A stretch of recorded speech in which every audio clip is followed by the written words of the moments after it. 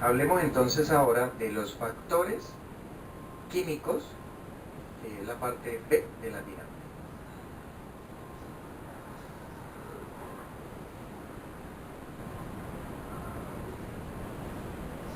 Habíamos dibujado entonces una proteína que, al hablar de proteína, estoy hablando de una sustancia orgánica, ¿sí? Orgánica, componente orgánico. Cuando incluimos el término, esta señora enzima, que incluimos el término o el prefijo coenzima, entonces coayuda, compañera de la enzima.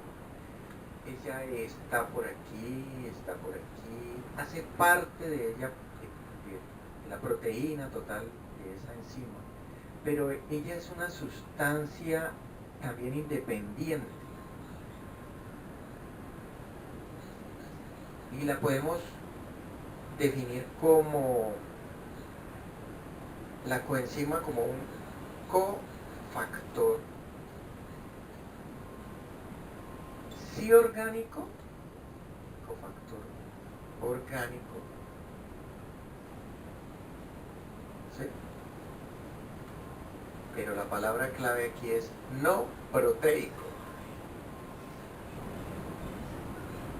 Esta enzima es proteica, ella hace parte de las proteínas. Recuerden el resto de proteínas estructurales, la de la membrana, por ejemplo, de la membrana celular, las hormonales, las contráctiles. Entonces tenemos ahí ahora las enzimáticas, ellas son proteínas todas. No es proteína, no proteico, factor orgánico. Ella coayuda. Y por ejemplo, teníamos por allá en el ciclo de Krebs que les comenté en la clase anterior, hablábamos del ciclo de Krebs, una moneda de intercambio para el ATP y el ADP. Eso sucede dentro de la célula, ¿sí? Allá dentro de la célula. Nosotros dibujamos una célula, yo les mostré cómo toma oxígeno, cómo bota CO2, cómo el ATP está allí intermedio. El ATP en eso del metabolismo hablaba de que él hacía catabolismo y el ADP hacía anabolismo, ¿sí? Una inversa de la otra.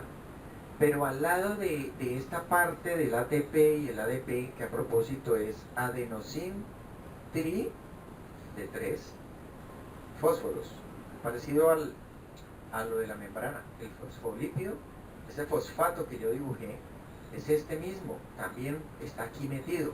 No es, el ATP no es membrana, pero miren, la membrana hay un fósforo que tiene 4 oxígenos, y esos 4 oxígenos con 3 posibilidades de enlazarse con cationes, y esto como un anión triple. Entonces, aquí sería el adenosín trifosfato, aquí está, pero o sea que tendría 3 de estas, tri. Y el adenosín difosfato, que tendría 2 de estas. A esto le llaman la moneda de intercambio de energía en el metabolismo, ¿sí? Ténganlo ahí presente porque puede salir como pregunta también. Y estaba también en el proceso ese del metabolismo como tal dentro de la célula, estaba el NADH y el NAD más.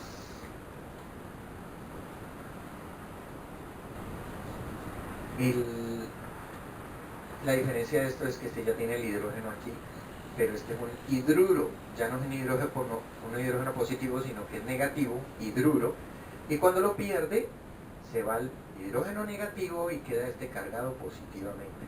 Entonces, para volver, pues esta carga positiva atrae la carga negativa del hidrógeno y vuelve y se pega aquí, ¿sí? Las cargas opuestas se atraen. Y esto juega con quitar y poner hidrógenos de otras moléculas, ayudando por ejemplo en el proceso de la combustión, cuando el azúcar en presencia de oxígeno se quema y produce energía, y si eso produce agua al final y dióxido de carbono. Eso lo vimos también en una clase. Entonces, estas dos señoras de aquí son bien llamadas coenzimas. Miren, dije yo ahora que ellos son factores orgánicos. ¿Por qué? Porque si buscan estas siglas, son de unas moléculas complejas, donde esta de aquí es la adenina, ¿sí? Está la nicotinamida y la adenina, son moléculas orgánicas como tal. Estas son esas bases nitrogenadas que componen la cadena del ADN, pero no son proteínas como tal, son una partecita de ellas. Son moléculas más simples dentro de una cadena de ADN. Aquí no están pegadas de ninguna cadena de ADN. Ellas se van a pegar desde una enzima para hacer el trabajo de coenzima. Son moléculas que coayudan a este tipo de proteínas. ¿Para qué en este caso? Decía ahorita, para jugar con estos hidrógenos, arrancándolos de ciertas moléculas y pegándolos en otras moléculas, ayudando a este proceso que dijimos que era dinámica. Y para hablar de dinámica, si estas enzimas y coenzimas trabajan en conjunto, es para que se aumente la velocidad de reacción.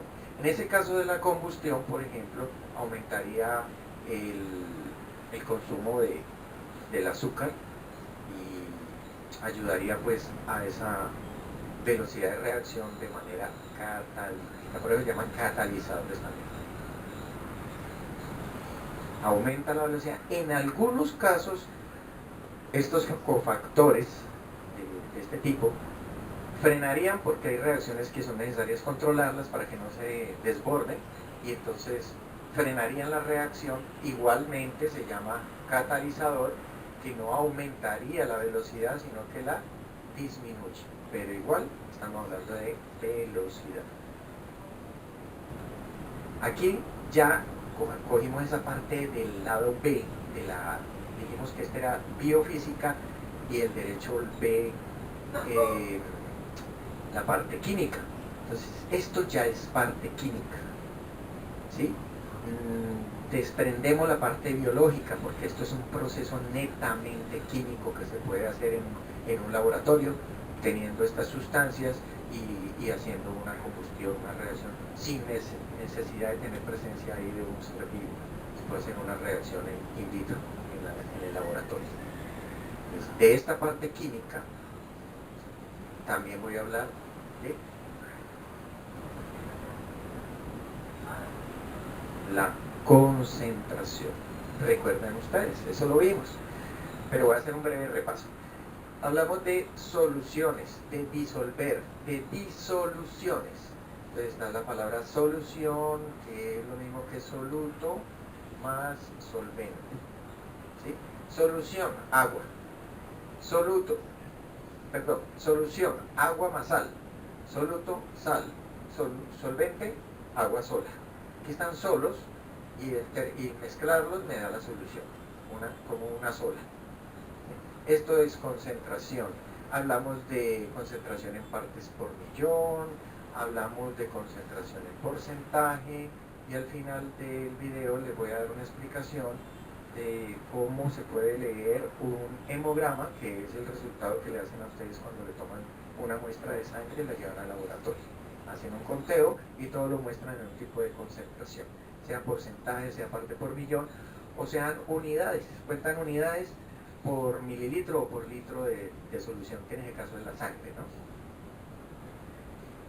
Y para poder hablar de pH, que es el potencial de hidrógeno, todo esto es químico netamente, pero esto está coayudando al aumento de la velocidad o la disminución de la velocidad de un xenobiótico, como puede influir en el organismo. El pH, por ejemplo, a nivel del estómago, recordemos que el pH tiene una línea que la mide el pH, una escala, donde el 0, ¿sí?, en realidad es el neutro, pero no es 0, es 7. El 0 es toda la parte ácida. O sea que si usted midió y le dio el pH 1, 2, 3, 4, 5 o 6, esa sustancia es muy ácida si es 1, levemente ácida si es 6. O sea, es mucho más ácida hacia el 0 y mucho más básica hacia el otro extremo, que sería dividir esto también en 7 pedazos y decir que es del 8, 9, 10, 11, 12, 13 y 14. Entonces el pH está entre 0 y 14 con un neutro, que el agua solita, ¿sí?, tiene pH neutro. ¿Por qué el agua solita tiene pH neutro? Porque el agua es H2O, o sea, 2 hidrógenos y un oxígeno. Y si ustedes analizan muy bien lo que estoy mostrando aquí, y parto la molécula de agua que tiene 2 hidrógenos y un oxígeno, y parto el hidrógeno y me lo llevo para acá, el hidrógeno positivo hace que esto sea ácido. Recuerden que por allá ustedes vieron, por ejemplo, HCl, H positivo, H positivo. Ese positivo está diciendo que esa molécula es ácido clorhídrico. Pero si me llevo para el otro lado el resto de la molécula del agua, es decir, ya dejé de este lado el hidrógeno y ahora me voy a llevar el OH, recordarán ustedes que el OH tiene carga negativa y que las bases que vimos eran, por ejemplo, NaOH. Ahí está el OH. ¿Sí? Entonces, mire cómo una molécula me está diciendo a mí qué pH tiene. Posible pH del NaOH. ¿Sí?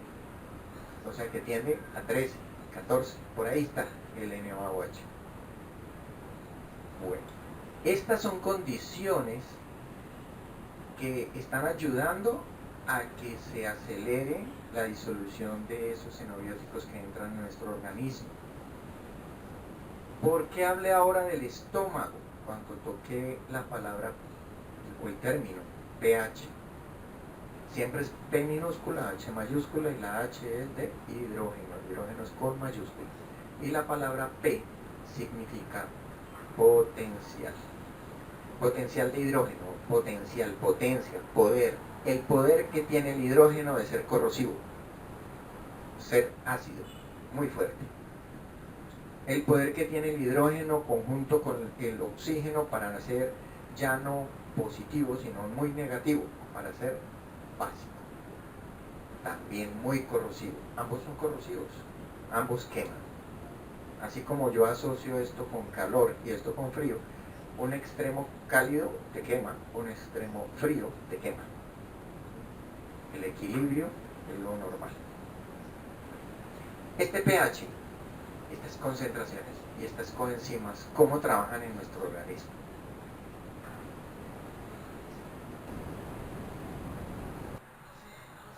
En esa parte de la digestión, recordemos que la digestión, la ingesta, arranca desde la boca, entra por el esófago hasta llegar al estómago, y este estómago tiene unos intestinos llamados intestino delgado. Bueno, él está ahí dando muchas vueltas, pero terminémoslo de esta manera que se vea un poco mejor. Intestino delgado, intestino grueso.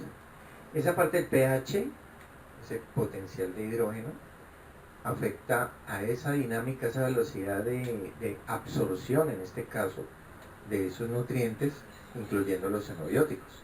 Entonces, la absorción se ve afectada por el pH. Voy a poner unos valores más o menos agregados para que sepamos cómo esa ingesta de esos alimentos se benefician de acuerdo a ese nivel de pH. Recordemos que la parte ácida está del 0 al 7 y del 7 al 14 está la parte básica. Entonces arrancamos aquí con un promedio de pH muy ácido que estaría entre 1 y 3. Ya está por aquí, 1 y 3. Muy ácido. Aquí empiezan los alimentos y todos esos nutrientes a descomponerse de cierta manera para hacer lo que en algún momento vimos por allá llamado lisis, que es rompimiento, un sufijo, rompimiento de moléculas muy, muy complejas. Entonces todas las sustancias, proteínas, van a terminar en aminoácidos, los aminoácidos van a terminar en, no sé, de pronto vamos a hablar de azúcares, carbohidratos, y los carbohidratos muy grandes, que son polisacáridos en monosacáridos y así sucesivamente. Aquí pasaría a la del intestino delgado, que está alrededor de pH entre 5 y 7. Esta parte de aquí, lo del intestino delgado. Acuérdense los nombres: duodeno, yeyuno, ileón, son las tres partes que se dividen en el intestino delgado, y en todo ese recorrido el pH está alrededor de 5 a 7. Vamos a ver esta partecita aquí, para que nos fijemos solamente en los pH y en las zonas que estoy marcando. Entonces aquí está el estómago, una zona. Vamos a ver qué pasa aquí. Aquí está el intestino delgado y aquí está el intestino grueso. El intestino grueso ya está por encima de 7 y un poquito más de 8, 8.1, está alrededor de 8. Vamos a ponerlo por aquí, pH 8, a este intestino grueso. Entonces están las zonas, esta es la zona. ¿Eso para qué?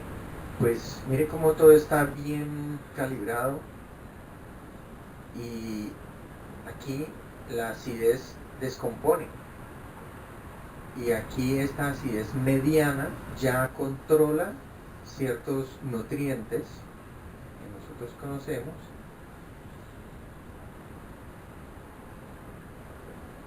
y aquí al final esas vitaminas que ustedes van a exponer, casi todas las vitaminas, las absorbe los pelitos absorbentes de aquí, de esta zona interior del intestino. Aquí también hay pelitos absorbentes, todo esto, ¿sí? Ellos están absorbiendo todos estos nutrientes, los están absorbiendo aquí. En cada paso hay una cantidad de nutrientes que son separados, pero las vitaminas llegan hasta aquí, hasta el final, ¿sí? Algunas grasas también, mucha agua, H2O, mucha agua, ¿sí? Se está absorbiendo aquí en la última parte. Cuando la persona sufre de soltura, llamada diarrea, esa causada por alguna una infección gastrointestinal, todo este bolo alimenticio que va por aquí está muy rico en agua. Cuando llega aquí, ¿sí? Aquí ya las heces deben de salir casi secas. El agua es absorbida en su mayoría aquí, en esta parte. Pero cuando hay diarrea, no funciona, se cierran los pelos absorbentes del intestino grueso y deja pasar toda el agua que debería haberse quedado acá. Pero eso, ¿con qué propósito? Con hacer un barrido rápido y eliminar el causante de esa infección. Aquí, si esto es muy ácido, pues hay un personaje que entra, lo sabemos que entra por aquí, ojo que el ojo está conectado por la mucosa a la nariz, ¿sí? Está conectado a la nariz. Aquí está la vía respiratoria que se conecta con el esófago, con la garganta, todo eso. Entonces, Estas son las entradas que hoy en día están diciendo, cuidémonos, porque si te sobas los ojos, si no te pones tapaboca, entra por ojos, nariz, boca y llega aquí.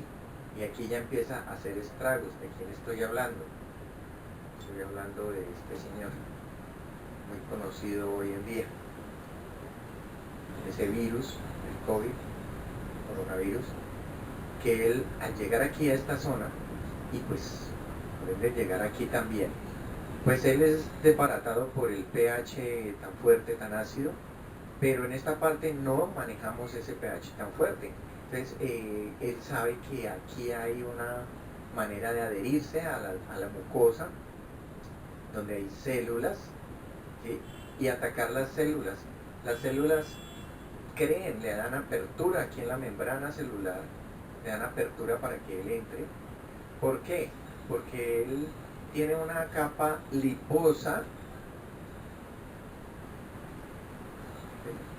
y acá tiene un material genético tipo ARN, que ese es el que entra pues a confundir a la célula, porque piensa ella que ese material genético es de otra célula que le corresponde al cuerpo.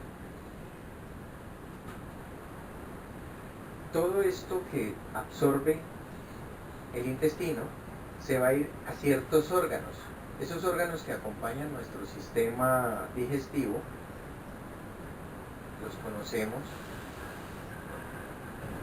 riñones, hígado, y aquí está ayudando el páncreas también a generar cierta basicidad. Miren que acá el pH ya es alto, ya es básico, y esa condición, ese factor básico coayuda a la asimilación, a la absorción de esas vitaminas y otras sustancias que el cuerpo necesita.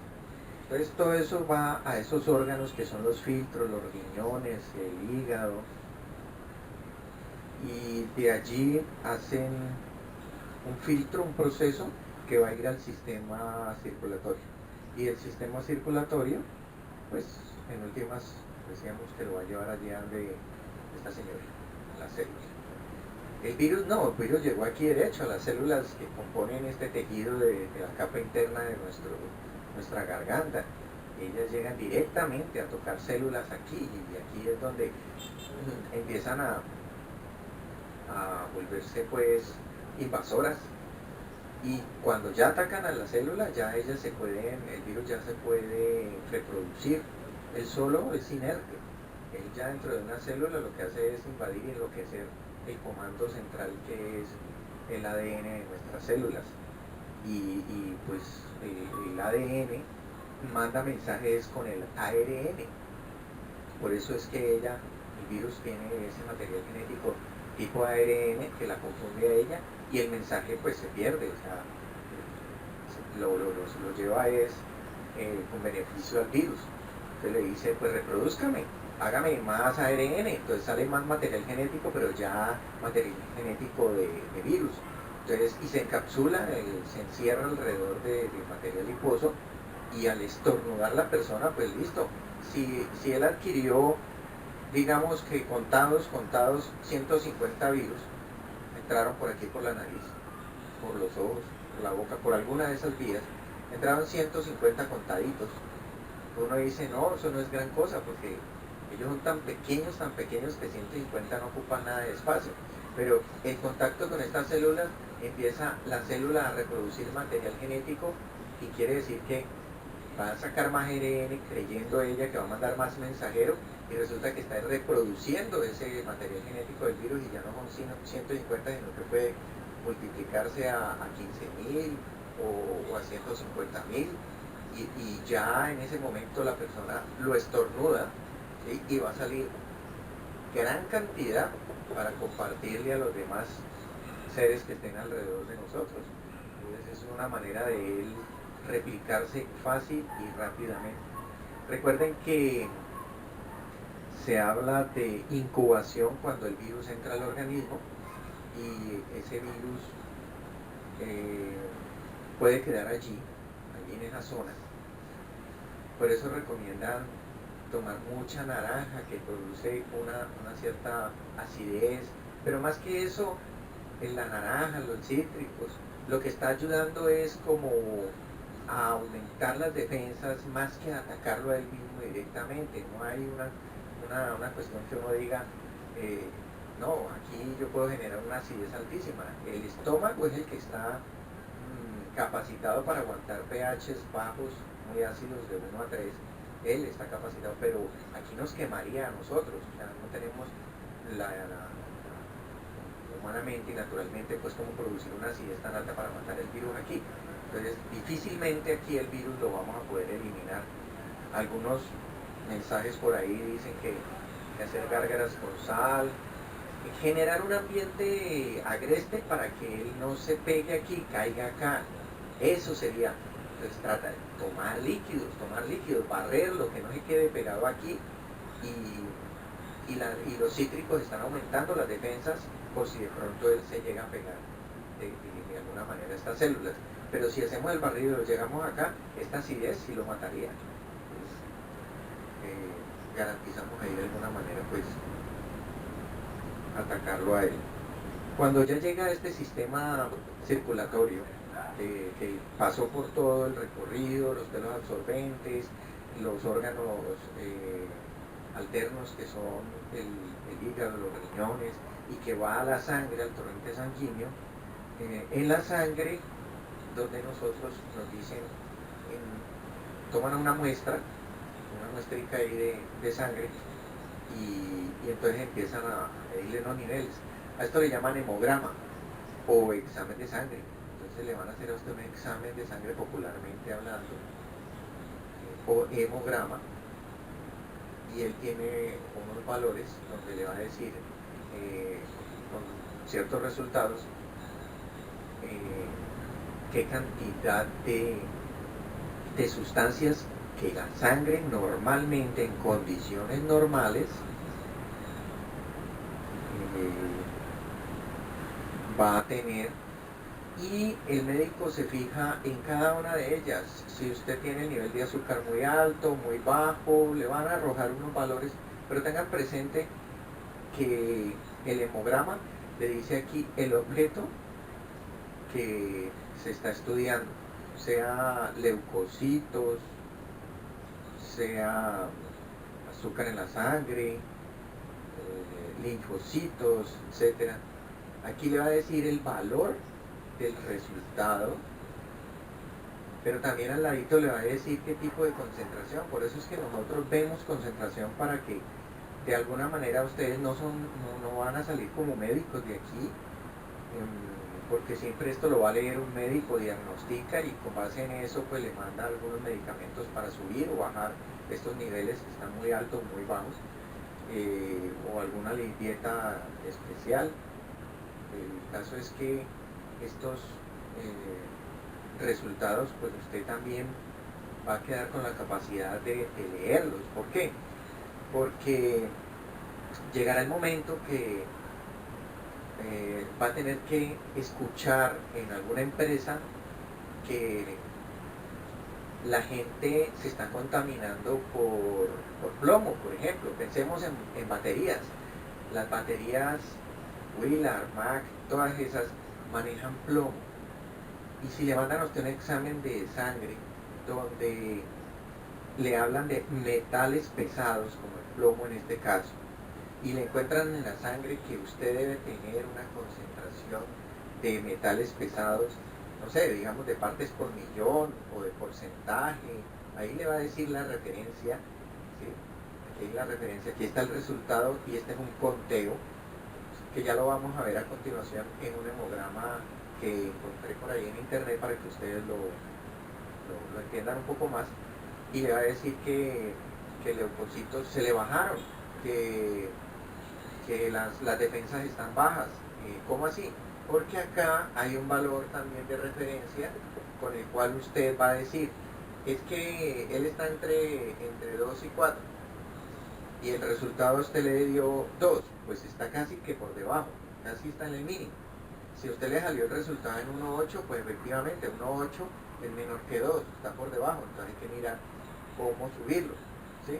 Entonces, estos exámenes de sangre en algún momento van a pasar por sus manos, no son ustedes médicos, pero van a saber interpretar, no se van a dejar meter los dedos en la boca como dicen vulgarmente, va a tener una idea y él va a salir con un asterisco marcando que en ese punto o está muy alto los materiales pesados, o está muy bajo las defensas o algún elemento especial.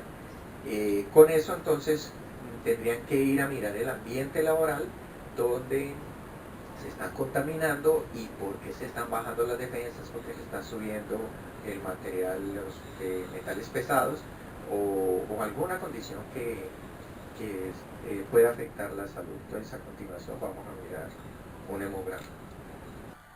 Bueno, podemos apreciar entonces aquí un hemograma donde tenemos los diferentes estudios que se hacen, hematíes, leucocitos y plaquetas en términos generales. La hemoglobina, por aquí tenemos el ancho de distribución, aquí hay un volumen de cuerpo medio, aquí en los leucocitos encontramos eosinófilos, basófilos, neutrófilos, linfocitos. Quedémonos con estos linfocitos que tenemos aquí. Aquí hay unos linfocitos, marcan como resultado, aquí lo voy a resaltar, un recuadro. Ese resultado habla de 14,7. Aquí dice resultado. Ese resultado habla que la concentración viene en porcentaje y ese porcentaje está en milímetros cúbicos, ¿sí? Desde arriba milímetros cúbicos, hay otros que vienen por gramos por decilitro. Bueno, cada uno tiene una medida diferente, de lo que hablamos en la otra clase. Y el valor de referencia está entre 25 y 40, ¿sí? Quiere decir que si está entre 25 y 40, lo normal sería 26, 27, 28, 30, 35, 39, hasta llegar a 40. En este caso está marcando 14,7. Esos linfocitos están por debajo de la mínima. Esto es lo mínimo que uno debe tener. Estos resultados, cuando recién los entregan y uno no tiene pues mucha idea, simplemente ve tantos valores que se confunde. Pero si ustedes analizan cada parte tiene una información. ¿Qué están evaluando? ¿Qué resultado en el conteo? A esto le llaman conteo, ¿sí? Este resultado aquí es un conteo. Y como su nombre lo indica, ellos cuentan unidades, si son visibles al microscopio, si son evaluados por un pHímetro, si son evaluados, bueno, por diferentes métodos. Y estos valores de referencia son los que una persona en estado normal, con buena salud, tiene estos rangos. Esto es estadístico. Recuerden que no podemos desligar la estadística de esta parte química, de esta parte biológica. No podemos quitar las matemáticas de esta parte, son números. Y estadísticamente hablando, estos valores los han analizado los científicos, tomando como ejemplo personas muy sanas que las evalúan durante mucho tiempo, les hacen un hemograma a cada uno de ellos y miran si las personas sanas manejan un rango, cuál es el superior y cuál es el inferior, hacen una media y ahí sacan estos límites inferiores y superiores. De acuerdo a eso, entonces el médico le puede decir si está muy alto, mandarle un medicamento, un tratamiento o algo que le ayude a bajar. Si está muy bajo, le manda igual un tratamiento que le ayude a subir, o una alimentación, una dieta especial que le refuerce la producción de ciertos de ciertas sustancias que el ser humano debe tener en la sangre. A lo último dice que los caracteres morfológicos dice que son normales en términos generales, y cuando pues está muy cerca de 25, no sé por qué aquí no lo marcaron, pero realmente un hemograma debe salir con un asterisco donde está resaltando, mostrando cuál de estas sustancias está por fuera de los rangos normales.